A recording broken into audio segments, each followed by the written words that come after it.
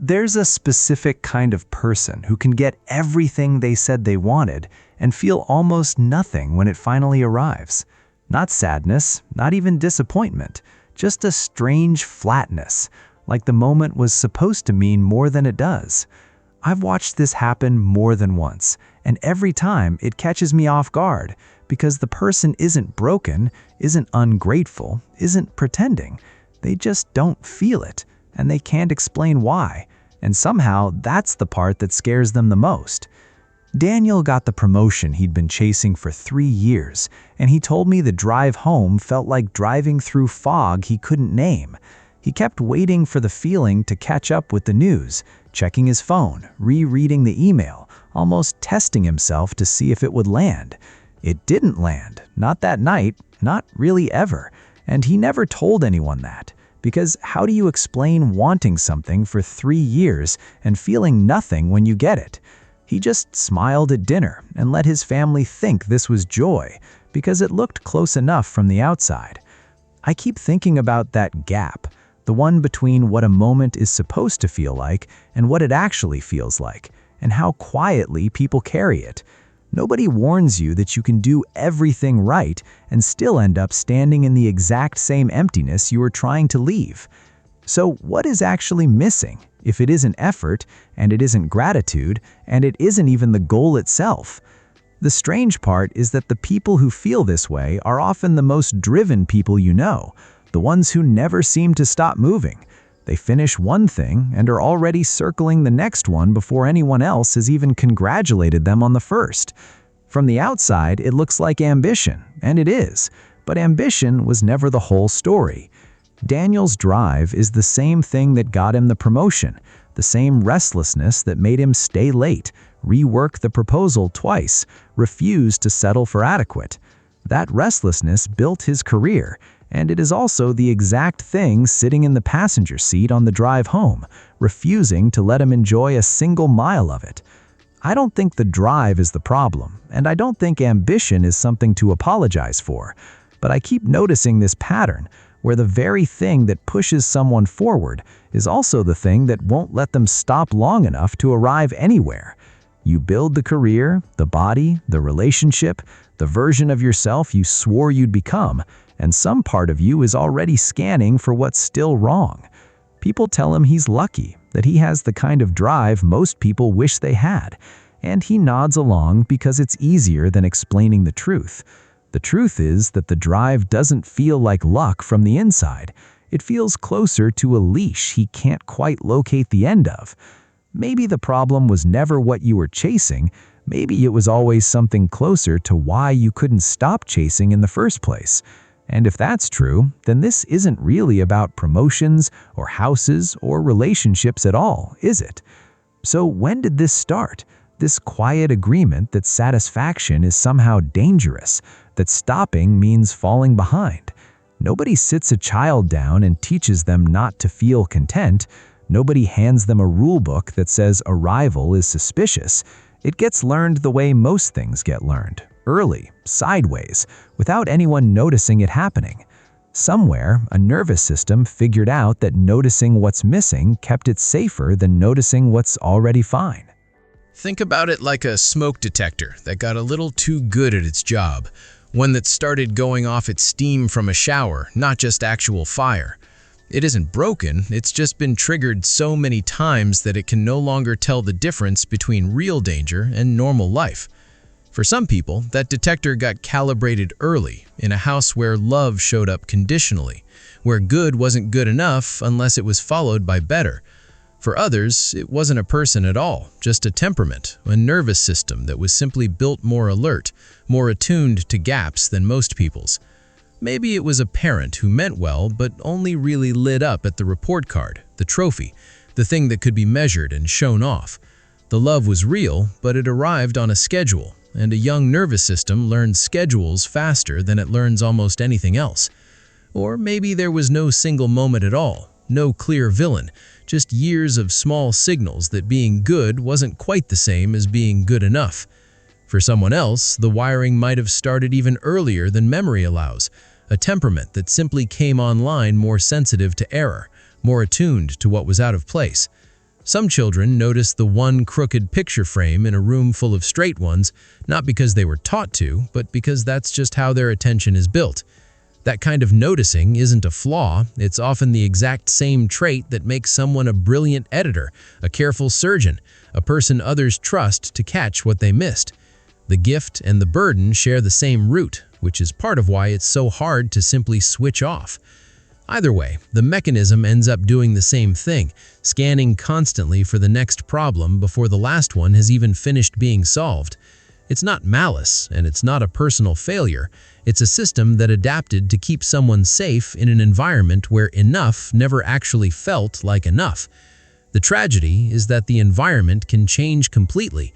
The job can improve, the relationship can heal, and the detector still won't stand down. It just keeps scanning, out of habit, long after the danger it was built for has disappeared. So where does something like that actually show up once it's had years to settle in?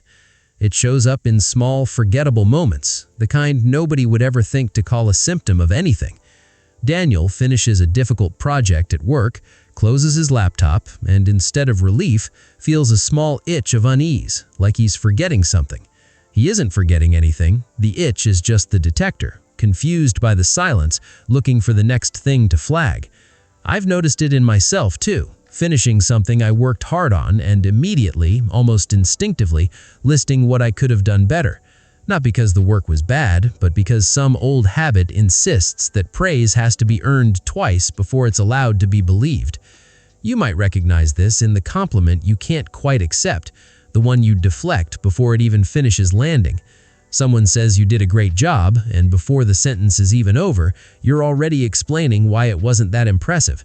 It isn't modesty, not really. It's the same mechanism, treating a compliment like a risk instead of a gift. Daniel does this at work constantly, brushing off praise so fast that people have stopped offering it, assuming he doesn't need to hear it. He needs to hear it more than anyone. He just can't let it stay long enough to matter. There's another version of this too. The moment right after finishing a goal, where instead of celebrating, you're already asking what's next. Not because the goal wasn't enough, but because stillness itself feels unfamiliar, almost unsafe, like something is supposed to be happening at all times. I noticed this in a friend once, someone who finished a marathon and was Googling the next race before she'd even showered. She wasn't chasing fitness anymore at that point. She was chasing the feeling of always having somewhere left to run to. There's a version of this that shows up online too, quieter but just as constant. The scroll that starts as a break and turns into a comparison. Daniel doesn't think of it as comparison. He thinks of it as just checking his phone. But the feeling afterward tells a different story. He sees someone his age with a bigger title, a nicer kitchen, a trip somewhere he's always wanted to go, and something in his chest tightens before he even notices it happening. It isn't envy exactly, it's closer to evidence, one more data point for the detector, proof that he still hasn't caught up to wherever he's supposed to be. He closes the app feeling worse than before he opened it, and within a minute he's already planning how to fix whatever the scroll just told him was missing. Nobody made him feel that way on purpose. The person in the photo doesn't even know he exists, but the loop doesn't need an audience. It just needs a reason. There's another version too, quieter still, the one where he catches himself mid-conversation, already minimizing something before anyone's asked him to. A friend asks how the promotion is going, and instead of just answering, he adds a joke about how it's really not that big a deal, how anyone could have gotten it. He hears himself say it and feels a small flicker of something like loss, like he just talked himself out of a moment that was actually his. He does this so often that it doesn't even register as a choice anymore. It's just how he talks about anything good that happens to him. Each of these moments looks small on its own, a deflected compliment, an unfinished celebration, a comparison that never asked to be made, a habit of scanning for the next task. But they're not separate habits at all. They're the same pattern, wearing a different outfit depending on the day. And once you start noticing one of them, it gets harder not to notice how often the others are quietly running in the background too. That's usually the moment something starts to shift, not because the person decides to change, but because they finally see the shape of what's been happening. This isn't a handful of unrelated bad habits. It's a loop, and loops don't just sit there. They reinforce themselves every time they run. Every unfinished celebration teaches the brain that finishing isn't safe, so the next finish line gets treated with the same suspicion, and the one after that. Every deflected compliment teaches the brain that being seen is risky, so the walls get a little thicker each time, without anyone deciding to build them. The loop doesn't need permission to keep going, it just needs repetition, and life gives it plenty of chances to repeat. Daniel doesn't wake up choosing this. Nobody does. The loop runs quietly under everything else, shaping decisions long before he's aware he's making them. He picks harder jobs, not because he loves the challenge, but because ease has started to feel like a warning sign instead of a relief. He avoids slowing down, because slowing down means the detector has nothing left to scan, and silence like that has started to feel unbearable. Over time, the loop doesn't just affect how he feels about achievements, it starts narrowing what he even lets himself want. Rest starts to feel unproductive, contentment starts to feel like settling, and joy without a reason attached to it starts to feel almost suspicious. Even vacations stop working the way they used to, because a mind trained to scan for gaps doesn't just switch off because the location changed. Daniel took a week off last spring, sat on a beach he'd been dreaming about for years, and spent most of it thinking about an email he hadn't sent yet. He came home more tired than when he left, and told himself he just needed a better vacation next time, a longer one, a further one. It was never about the distance. The detector doesn't care where you are, it only cares whether it's still allowed to run. Relationships take a hit too, in ways that are easy to miss because they don't look like conflict. They look like distraction, like always being halfway somewhere else. People who love him have learned to compete for his attention against a version of himself that's always calculating what's next, and most of the time, they lose. Life doesn't get smaller because someone chooses less. It gets smaller because the loop keeps closing doors quietly, one at a time, without announcing it. And here is the part that's easy to miss when you're standing inside it. This was never a flaw in someone's character. It was protection, built early, doing exactly what it was designed to do, just running long after the original danger has gone. Maybe what needs to change isn't Daniel. Maybe it's not you either. Maybe it's just how a tired, overworked brain has been trying to keep you safe. That reframe doesn't fix anything by itself, but it does something else. It takes the shame out of the loop, and shame was never helping anyway. Because you can't out-argue a smoke detector. You can't reason with it in the middle of going off. You can only learn to recognize the sound for what it is. That recognition alone starts to change something. Not the goal, not the ambition, just the moment right after, the one where the loop usually takes over.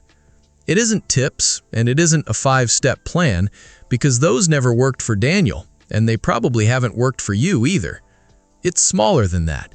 It's just a pause, one extra second between finishing something and immediately reaching for the next thing to fix. In that second, there's room to notice the itch instead of obeying it, to let it exist without letting it drive. Daniel started doing this without even meaning to, sitting in his car after work sometimes, just noticing the restlessness instead of feeding it immediately. Not fixing it, not forcing gratitude, just naming it quietly to himself. There's the detector again, still convinced something's wrong. That naming changes the relationship, because a feeling you can recognize has a little less power over you than one that just runs you silently. Slowly, the boundary starts to shift too. Not a dramatic one, just a small refusal to immediately deflect the next compliment that comes his way. He lets it sit for a second longer than usual, uncomfortable, unfamiliar, and somehow that discomfort starts to feel less dangerous each time he survives it. The beach vacation would probably look different too, not because he suddenly masters relaxation, but because he might catch himself reaching for his phone and just notice the reach before finishing it. That noticing doesn't erase 40 years of wiring in a single afternoon, and it isn't supposed to. It's just one rep in a much longer practice. Some days the detector will still win, and he'll leave a good moment early, already halfway to the next task before the last one has cooled. That's not failure. That's just how old patterns work. They don't leave because you asked politely. They fade slowly with enough repetition of something new. What matters isn't a perfect streak of presence. It's the growing gap between when the alarm goes off and when he automatically obeys it. That gap is where an entire different life quietly starts to live. None of this asks him to want less, or to stop being driven, or to become someone calmer and slower and unrecognizable to himself. It just asks him to let a finished thing stay finished for a little while, before the detector gets to decide what happens next. That's the part that finally makes this feel possible. Not a personality transplant, just permission to let stillness exist without treating it like a threat. So picture Daniel again, driving home the night of that promotion, the one where the news never quite landed the way it was supposed to. If that same night happened now, I don't think the fog would disappear. I think he'd still feel that strange flatness in his chest. But maybe this time he'd recognize it. Maybe he'd know it isn't proof that something is wrong with him or that the promotion didn't matter. Maybe he'd know it's just an old alarm going off out of habit, mistaking a quiet moment for an unguarded one. And maybe that recognition alone is enough to let him sit in the fog a little longer, without needing it to clear before he lets himself exhale. The house doesn't have to change, the job doesn't have to change, the goal doesn't have to be bigger or better or finally enough. Something else can change instead, the way he listens to the silence after arriving somewhere, instead of racing straight past it toward the next thing. That's not a happy ending. It's not meant to be. It's closer to a truce, a quieter agreement with an old, tired, overworked alarm system. If any of this sounds familiar, I don't think it means something is wrong with you. I think it means you've been carrying an old kind of vigilance for a long time. I'd actually like to know if you recognized yourself in Daniel somewhere in this. The deflected compliment, the unfinished celebration, the restlessness right after something good happens. Tell me which part landed. I read these, and I think it helps more than people expect to know they're not the only one carrying this. If this is the moment you're starting to notice your own loop, there's another video that picks up right where this one leaves off, and I think it might be the natural next step.